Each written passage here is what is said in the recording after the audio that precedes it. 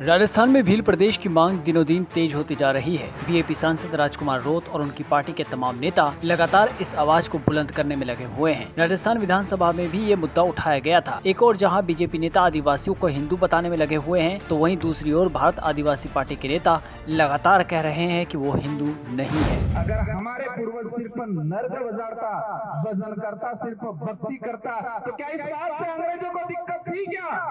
भक्ति करने से सिर्फ दिक्कत नहीं थी, लेकिन भक्ति के माध्यम से समाज को जागरूक करके अलग बिलराज कायम कर रहे थे, उस बात से उन लोगों को दिक्कत थी। मणिपुर के अंदर आदिवासी ने आपस में मारा काटा, वो जमीन की लड़ाई कम थी, वो धर्म की लड़ाई ज्यादा थी। वही आदिवासी कुछ ईसाई बना दिए गए, कुछ कट्टर हिंदू बना दिए गए, और वही नीति कुशलगढ़ में चल रही है। पूरे उदयपुर संभाग का अगर देखते हैं, आरएसएस की सबसे ज्यादा शाखा बांसवाड़ा और कुशलगढ़ में है।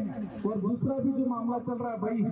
हम किसी भी धर्म का विरोध नहीं कर रहे, लेकिन हमारे संविधान मानसिक रूप से गुलाम बना के आपस में लड़ाने का काम कर रहा है, वहां हम खड़े रहेंगे और बोलेंगे। हमें ध्यान रखना है, हमें धर्म के नाम से नहीं लड़ना है, न धर्म के लिए लड़ना है।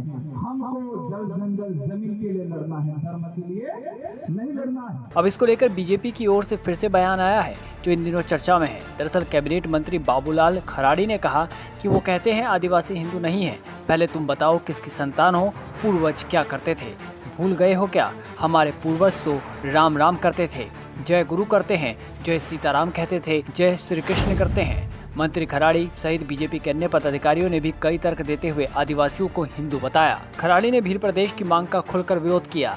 उन्होंने ये भी कहा कि भील प्रदेश यहाँ हरगिज नहीं बन सकता। हर जाति अगर इस तरह से अलग प्रदेश की मांग करेगी तो ये कैसे संभव है? कुछ दिनों पहले भी खराड़ी ने एक स्कूल के अध्यापक से इसलिए जवाब मांग लिया था क्योंकि उसने छात्रों में स्कूल में भील प्रदेश की प्रार्थना करवाई थी। आपको याद होगा, हाल ही में बांसवाड़ा सांसद राजकुमार रोत ने खुलकर कहा था कि मैं हिंदू नहीं हूं और आदिवासी का धर्म हिंदू नहीं है। हिंदू धर्म की अपनी रीति रिवाज अलग है और आदिवासी जाति समुदाय अलग है। आदिवासी जाति हिंदू नहीं है। भील प्रदेश की मांग हमारे पूर्वजों की मांग थी। हम इस मांग को फिर से उठा रहे हैं। ये मांग पूरी होनी चाहिए। हम आसपास के राज्यों के आदिवासियों का समर्थन लेकर ये मांग उठा रहे हैं। राजस्थान, मध्य प्रदेश, गुजरात और महाराष्ट्र के आदिवासी बहुल 49 से ज्यादा जिलों को मिलाकर एक अलग भील प्रदेश बनाया जाए। इसको लेकर कुछ दिनों पहले सांसद राजकुमार रोत और विधायक जयकृष्ण पटेल के नेतृत्व में मानगढ़ धाम में एक विशाल रैली का आयोजन भी किया गया था।